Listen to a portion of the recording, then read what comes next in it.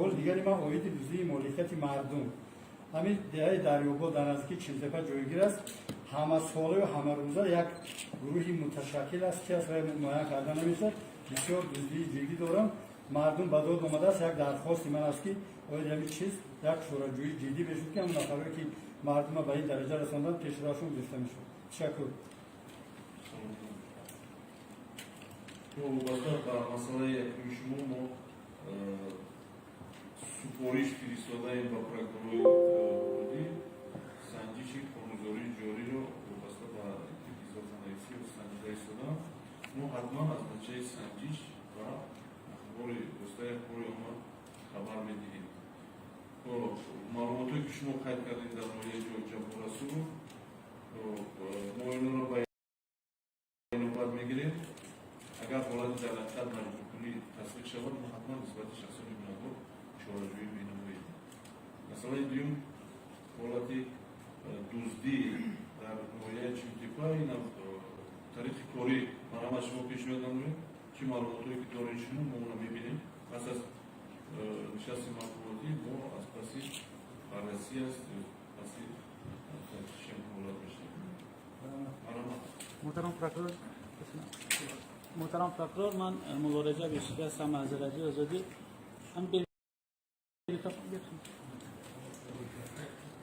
محترم پروکورور سوال اولی من درباره مناقشه در آخر ماه اپریل در مرز تاجیکستان و قرقیزستان است. شما به شکایت جامعه شهروندی قرقیزستان که از عملکرد تاجیکستان در سرحد و دادگاه بین‌المللی مراجعت کردن چی نظر دارد و تحقیق دادستانی کل تاجیکستان درباره این مناقشه به کجا رسید؟ و دویم سوالم درباره دادگاه بین‌المللی جنایی پرونده استرداد اویغورها را از تاجیکستان به چین بررسی می‌کند. نظر طرف تاجیکستان در این قضیه چی است؟ و آخرین سوالم محترم دادستان کل تاجیکستان باوری قطعی دارد که پرونده‌های بزرگمهر یاروف، زید سیدوف، بهرام عنایت‌زاده، محمود اودینه و دیگران کاملا قانونی تفتیش شدند. تشکر. وابسته به مناقشه در خط سرحد تاجیکستان و قرقیزستان و همه شما معلوم است سبب‌های مناقشه کی هست، هجوم را کی سر کرد و نتیجه چی شد و همه شما معلوم است. وابسته با وقتی گویا از جانب تاجیکستان و سود بین‌المللی مراجعه شده باشد و یکم معلومات داریم. وابسته به پرونده‌های جنایتی که شما نامبر کردید اونا 100% گناهکار هستند. فقط یک همون بزرگمهر یاروفی گفتگی شما در صادر نمودن زیاده از 20 نازه جنایت گناهکار شده است و همه دلیل‌های کافی در پرونده جنایتی موجود هستند. بر اساس اون دلیل‌های کافی موادهای دسته‌دار پرونده جنایتی به سود فرستاده شده و از جانب سود واقعانه ابیکتیوانه بررسی گردیده و حکم سزاوار برآورده شده. قسمت دیگر جنایت‌هایی که شما نامبر کردیم همچنین دلیل‌های پورا در پرونده‌های جنایتی موجود هستند.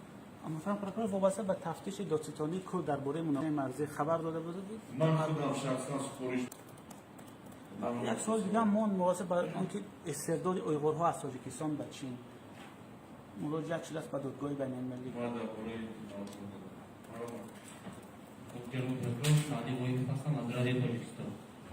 دو سوال داشتم. یکم سوال درباره روزهای قبول شهروندان از جانب شخصان اولی وزارت اطلاعات. لطفا می‌گویید که در 6 ماه اول سال 2021 از جانب مقامات پرکراتور گنرال جمهوری تاجیکستان همین قانون نظارت کرده شد. اگر شده باشد چند نفر همین قانون را بیان کردند؟ چون دیده می‌شود ما در بعضی موردها حالتی واقعی دیدیم که شخصانی اول در روزهای قبول شهروندان واقع نیستند در وزارت اطلاعات. سوال دوم در مورد قانونگذاری زمین جناب پروکورور دوستان میگفتید که آیا همین قانونگذاری ویران شده همین قانون در ولایت ها نیست در کدام ولایت بیشتر در 6 ماه اول سال 2021 قانون بیشتر دیده میشود؟ سلام. وابسته به قبول شهروندان سردار شعبه پرکراتور گنرال مرحمت.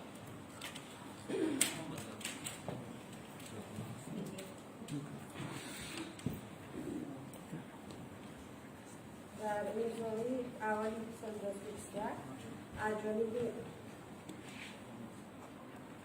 از جانب راهنمایی پرکتور دیگر جمهوری تاجیکستان 576 شهروندان و قبول شخصی پذیرفته شده. از اون 347 عدد صرفی اجرای پرکتوری برآورده شده‌اند. وابسته به مسئله دوم قانون‌گذاری زمین معاون سردار ریاست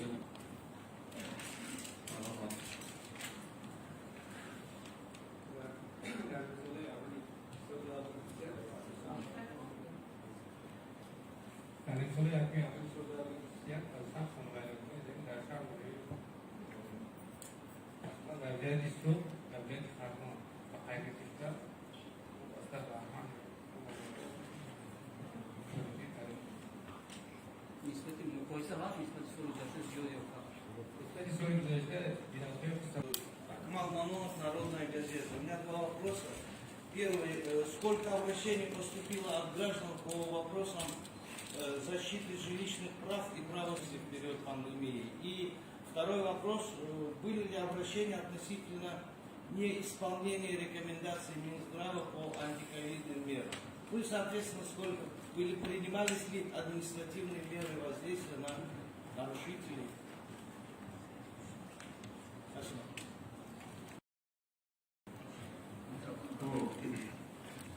وابسته به سوال شما من میتونم در برنامه تک کردم از جانب پرکتورای گیلانی سیتود باید به پیشگیری پنجشنبه پنجمی اعضایان این سیتود کنشگانی‌های زیاد آشکار کرده شدند و برای برطرف کردن کنشگانی‌ها سندهای دینایی پرکتوری قبول کرده شده است. شما می‌دانید طریق کاری با معلومات‌ها با رقم‌ها در ریاست دفتر прокуратуры генеральной чинов шевет. Обращение относительно жилищных прав, первый вопрос. Также по этому вопросу вы можете ознакомиться в управлении Генеральной прокуратуры, сколько обращений по жилищным. У нас более 1000 обращений ежегодно поступает, что по жилищному вопросу, что по другим вопросам. Союза, да? Вот он, начальник управления, вы можете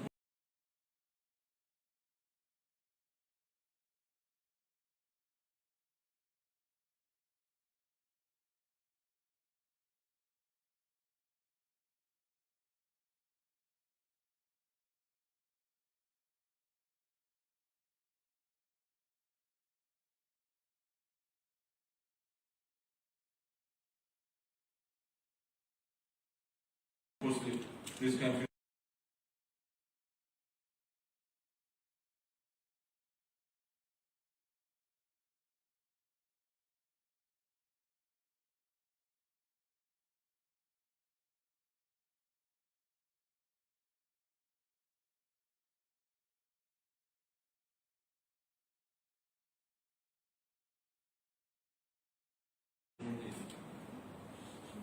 прокурор генерального шахмиде. Марава Салова. ارشاد سلیمانی از پلوس جناب پرکرور دو سوال دارم. در وقتی که پرونده نفران متهم به اخوان المسلمین بررسی میشد، بعضی از وکیلان دفاع آنها گفته بودند که نسبت برخی از آنها قانون عفو 2019 تطبیق میشه. ولی وقتی که حکم دادگاه عالی صادر شد، دیده شد که نسبت هیچ کدام از آنها شد. مثل که نسبت کی؟ نفرایی که با عضویت به گروه اخوان المسلمین متهم بودند. 102 نفری که پروندهشان دادگاه عالی حکمشان صادر کرد. شما کدام خون؟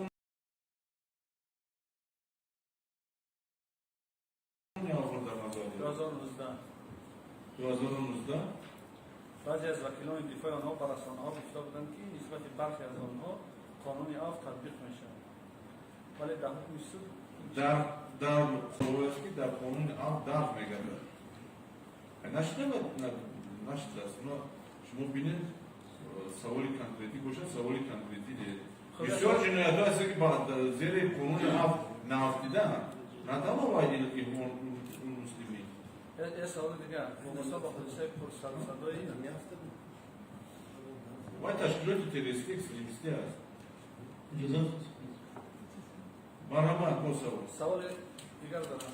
وابسته به حادثه بازداشت هنگفت طلا و اسعار خارجی در تاجیکستان در گذرگاه‌های گمرکی تاجیکستان که پرونده را پرکاتور گنایی پیش می‌برد. گفته میشد که 3 مورد همین گونه جنایت است نمیدانم صادر شده است، ولی بعدا میشه فقط نسبت حادثه آخران میخواستیم که بعضی جزئیات همین حادثه پرسر و صدا را پرکاتور گنایی شرح کنیم، چون که یگان خیلی شرح رسمی نبوده. خب وابسته به حالت قاچاقی مبلغ‌های کلان پول خارجی از جمله درمی عربستان سعودی، فونت استرلینگ 200,000 فونت استرلینگ و قریب 100 کیلو طلا در حقیقت این حالت از جانب فرماندار پرکاتورای گنرالی آشکار کرده شد و در فرودگاه هنگامی با امارات عرب انتقال دادنی که دستگیر کرده شد از جانب جنایتکاران صادر کرده شد و جانب ما دستگیر کرده شد زیاده 100 میلیون سومانی رو تشکیل می‌دهد. ما یک لحظه دستگیر کردیم، یک لحظه هم شخصان با جوابداری جنایتی با این حالت جنایت و جوابداری جنایتی کشیده شدند. بودن دیگر حالتهای ما معین کردیم که علاقه حالتهای بودن که صادر شدن حالت وقتی ما موضوع پرونده جنایتی رو با قسم اولیده جدا کردن این حال مورد تفتیش قرار دادن. خب سردار گذرگاه گمرکی ولایت ختلان شهادت‌های مرسوم مراجعه‌هایی که می‌شود بدون اکثر مملکت‌ها همین طرف می‌بینن که دسترسیشان با خود جنرال فقرات کمی مشکل‌تر من امکانیتی متاسفانه امکانیتی همه رو قبول کردن همانه با اکثر میگن که ما قبول می‌رویم متاسفانه یعنی دسترسی خیلی دشوارتر است.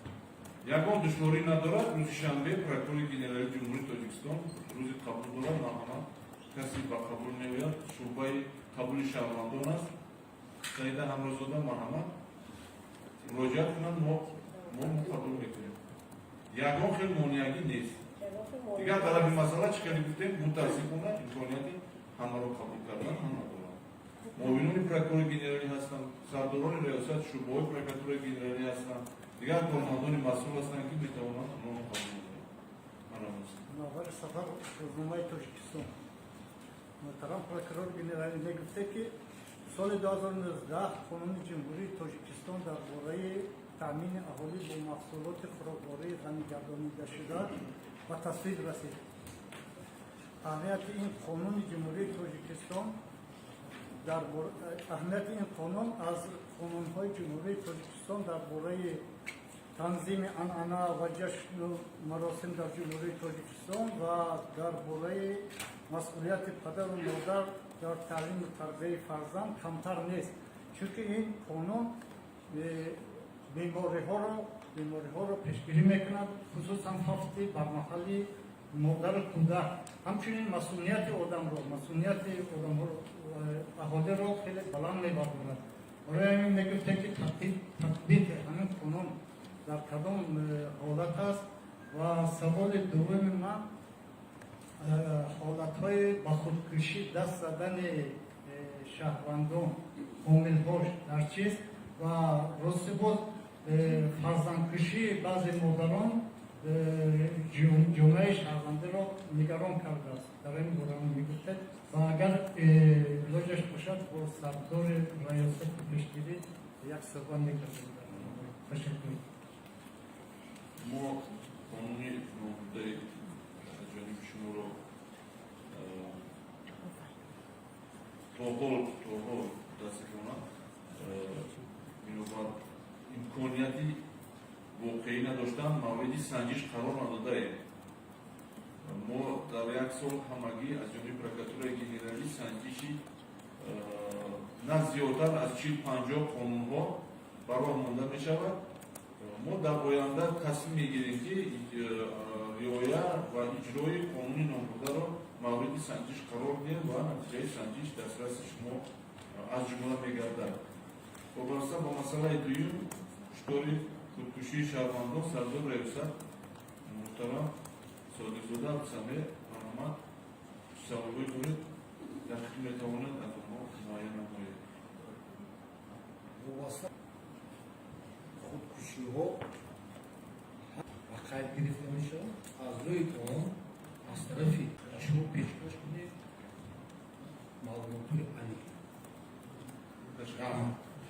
شما رحمت بسازم.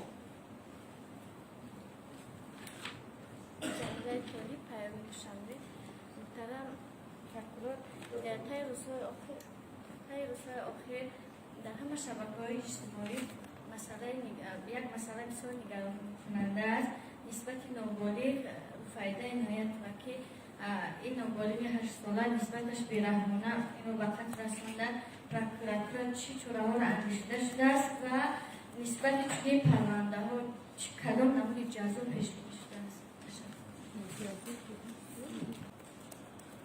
نوعی دکتر دکتر و در حال از جانب پرکراتورای نوعی بودکی روی تفتیشاتی فعالی تأسیس داده شد و در خود همان روز جنایتکار کارمندان محکومات حفظ حقوق دستگیر کرده شد. با ماده‌های کدکس جنایتی یعنی ماده 138 قسمی 3 و 104 قسمی 2 و نسبت شخصی گناهکار گدایف همسایه خصوص تفتیش پرونده جنایتی ادامه دارد. ما پرونده جنایتی را تصمیم گرفتیم که در روزهای نزدیک با پروسه ایمپاری مسئول فرستیم. دستور رئیس مجلس ملی مجلس عالی محترم رستم امامی وابسته به پرونده جنایتی و همان و پرکرور گنرالی شد با تحت نظارت قطعی تفتیش پرونده را قرار دادیم و شخصی گناهکار شخصی که جنایت را وحشیانه صادر کرده است حتما در نزد قانون جواب می‌دهد. محترم پرکار نسبت مادرش هم بگم پرونده باز شدگی است یا نه؟ نه. مرامت دیگه سوال. شهروز یارگو بخونمان جمهوریت در بعضی اعتراضهای پرکاری که به قرار رئیس نوعیت شهر نوعیت رو میشوند به اعتناعی ظاهر کرده میشوند. یکم نفری هستن مسئولانی که نسبت اعتراضهای پرکاری به اعتناعی ظاهر بکنن چاره‌های حقوقی اندیشیده باشند.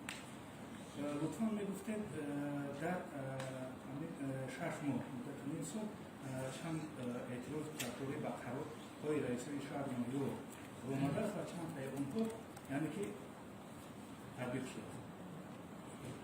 در نیم سال جاری چیزی که من نمکر در برنامه قید کردم زیاده از 800 اعتراضهای پرکراری با قرارهای غیرقانونی قبول کرده رئیسان شهر و نوعیه‌های جمهوری تاجیکستان برآورده شده است و همه آنها از جانب رئیسان شهر و نوعیه‌ها قانع کرده شده است. یگان حالتی بی‌اعتنایی کردن اعتراض پرکراری جای ندارد.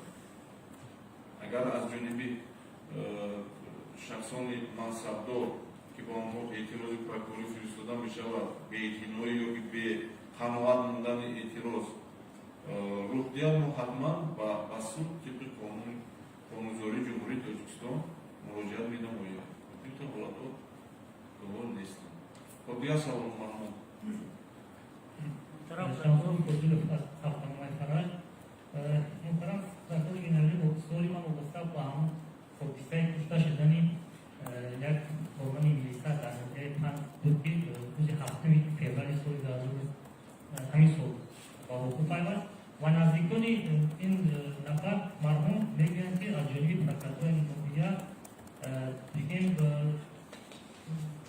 بررسی خالصانه رو قضیه بررسی خالصانه نشده در حالی که در اون حالت که این حادثه رخ داد ساعت 4 ساعت همون کامراهای نواربردار کار نمیکردند و از جانب پرکراتور نوعیت و بخشان پرکراتور همین جهت جزئیات حادثه که بررسی نشده در این قضیه و اخیراً سود این همکاری هم مرحوم مینیستر مرحوم رو با 3 سال سکونت حکم کرد و بگیم که نزدیک مرحوم از این قضیه راضی نیستن و بارها با قرار مراجعه کردن و ما همین پیگیری کردیم گفتن که با پرکتور جنرالی مراجعه کردیم با دستگاهی پرزیدنت مراجعه کردیم تو هم یکم واکنشی چیزی به ما نشد. سردار رئیس پرکتور گیلانی وابسته به نظارت تفتیشی در مقام پرکتور سولیزاده بسازید. وابسته به این حادثه پرونده جنایتی به مورد 108 از بهداشتی کشتن آغاز شده. پرونده به سود رسانده شد. با حکم سود شخصی گناهکار به جامعه کشیده شد. چند شکایت‌هایی که برای قوام و سود بی‌نهایت مراجعه کرد. تعریف کاری با اون پرونده جنایتی حمایتچی هست. حمایتچی رو نگیرید یا اگر شما حمایتچی شدنی باشید مرحمت بیاین مراجعه کنید. تعریف کاری ما این مسئله رو می‌بینید. یا جای بحث نیست. شخصی گناهکار به جامعه کشیده شد حکم به اونا و قوه قانون دولت. با مرحمت با سوال. شما دیگر وابسته به پنجمه الان شما سیمان رو دیگه سوال می‌کنید.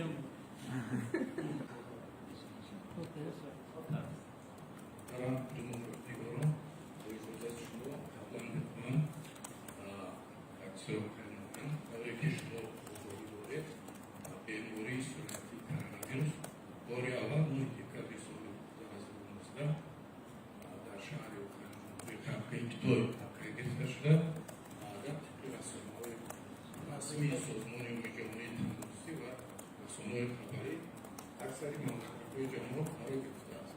از جمله طبق معلومات رسمی وزارت تندرستی و حزب اجتماعی عالی جمهوری تاجیکستان از در جمهوری تاجیکستان شماره معین شهروندان به این مسئله گرفتار شدند و وابسته به سوال روزنامه‌نگار من همین را گفته هستم که مسئله مذکور تحت نظارت قطعی پرکتوری قرار دارد. این مسئله بارها از جانب پرکتوران در هیئت گروه مورد سنجش قرار گرفته است و از جانب دکتران نه در سال 2020 و نه در سال سال 2021 نه طریق شفایی و نه طریق خطی باید به نرسیدن موضوع بسته به بیماری و مکان پرکتور برید نشد. چون معلومات رو نبود. حالا که ما پیوسته هم روزه در همکاری با همین مقامات هستیم، در گروه کاری شامل هستند، هم از ما هست باید چون معلومات رو ما برید نشد. تواضع خبر داخلی جمهوری تاجیکستان درباره فعل 2019 مراجعه کردن اون مهم است که این شهروند خود گرفتن و شهروندان مبلغ خود گرفته برای از محبس آزاد کردن یکم فش تبارک و اجازت قید موقتی گرفتن اکرار کردن دیپکتاسیا و غیره و همین بهانه‌ها مبلغ گرفتن با علامت‌های مواد خلابی کد جنتی پرونده جنتی آغاز کرد. ضررهای رسانده شده فقط به یک نفر 5000 واسه با پرونده اون در سه سالی ریاستی تفسیر پرونده جنتی افغانی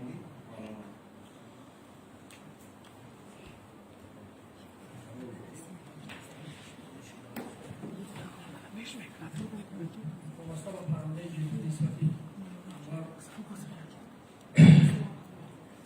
اسلام امارزاده این رو باید فرقی آن سوریش باید شامل پرونده جنتی آغاز کرده شد و این بعد پرونده جنتی پیشبرد ریاست تفسیر پرونده جنتی مخصوص جنتی گرفته شده و این اندروی تفسیر پیشکی مصبر بیماری امارزاده پیشبرد پرونده جنتی بازداشته شده است این اندرو باید افراد میباشد. خب با سوال در کجا؟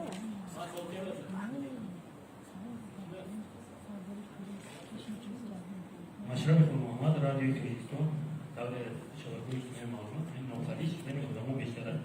مثل اندیشه شما رو محترم فرمای گیلانی بفهمم که در این سال 2023 در نظر به سال 2020 آدم روی و خرید شدن کم شده است و در این سمت در روی گیلانی چی تجربه سودمند نمیشه. تشکر. سلامت باشید. عموما یگان حالت آدم روایی در имсолаи соли 2021 дар ҷумҳурии Тоҷикистон ба қайд гирифта нашуда аст. ҳолатҳое ҳастанд, ки бедарак ғайб мезананд. вобаста ба ҳар як ҳолати бедарак ғайб задани шаҳрвандон, аввал хусус ноболиғон, фармандаро оғоз карда мешавад. мавриди ин ҳолатҳо мавриди санҷиш тафтиш қарор дода мешаванд. дар давраи иттифоқи советӣ якта вай дод. Дар даромадгоҳи шаҳри Фулоб як навиштаҷот дод: не оставляйте детей без присмотра. Падару модар бояд назорат кунад, ки кӯдаки вай беназорат дар кӯча намонад, гум нашавад. мо зиёда аз 200 ҳолати гум шудани кӯдакҳо буд. аз ҳамин 230 ҳолат ҳозир ҳамагӣ 14 ҳолат мондааст. дигар ба ҳама кӯдакҳо дар ҳама ҳолатҳо ёфта шуданд, ба падару модарошон аз ҷониби мақомоти институт баргардонда шуданд. ин 14 ҳолатам дар рӯзҳои охир шудаанд. мо вобаста ба ин бо санҷишҳо гузаронда истодаем. гуфтугӯҳои онҳо идома дорад ва мо муайян карда кӯшиш мекунем, ки инҳоро ба падару модарошон ба ҷои иstiqomatишон баргардонем. марҳамат. васавол.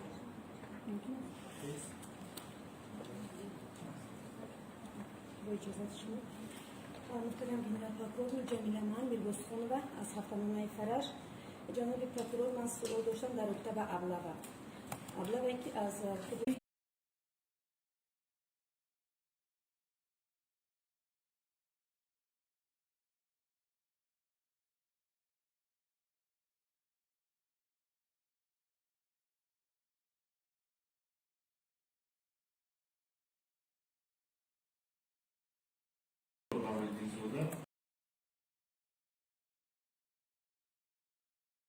бо фикри айбдорӣ ба суд фиристода шуд. муовини прокурори генералӣ дар инҷо ҳузур дорад.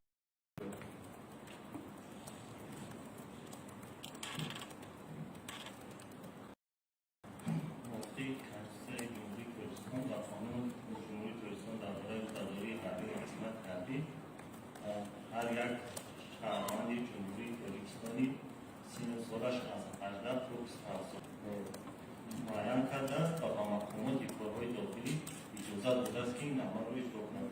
наводҳое ки дар шабакаҳои иҷтимоӣ паҳн шуданд ва ба сарҳаракатҳои ҳарбӣ барои санҷиш ворид гаштанд, онҳо аз тарафи кормандони мо мавриди санҷиш қарор гирифтанд. ҳолатҳое буданд, ки онҳо ба хизмати ҳарбӣ ягон рабт надоштанд, яъне дастгиркунии ҷиноятҳо аз тарафи мақомотҳои ҳифзи ҳуқуқ буданд, ки мо ба инҳо ҷавоб ба воситаи ахбори умма вокуниш кардем. мутаассифона боз наворҳое ҳастанд, ки солҳои пеш 10-15 сол пеш ба навор гирифта шудааст ва аз тарафи шахсони иғвогар ба шабакаҳои иҷтимоӣ роҳ дода шуданд. ва бобохонзода фирӯз аст вобаста ба ваксина дар масъалаи ислоҳӣ адои ҷазо шумо гуфтед. сардори шӯъбаи прокуратураи генералӣ.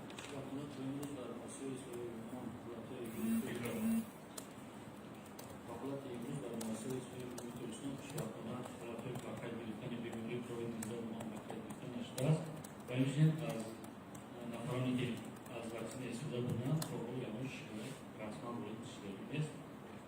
зидди санҷишам ба қайд гирифта нашудааст. хуб, дигар саволҳо набошанд. ба ҳамин нишасти матбуотиро ҷамъ баст.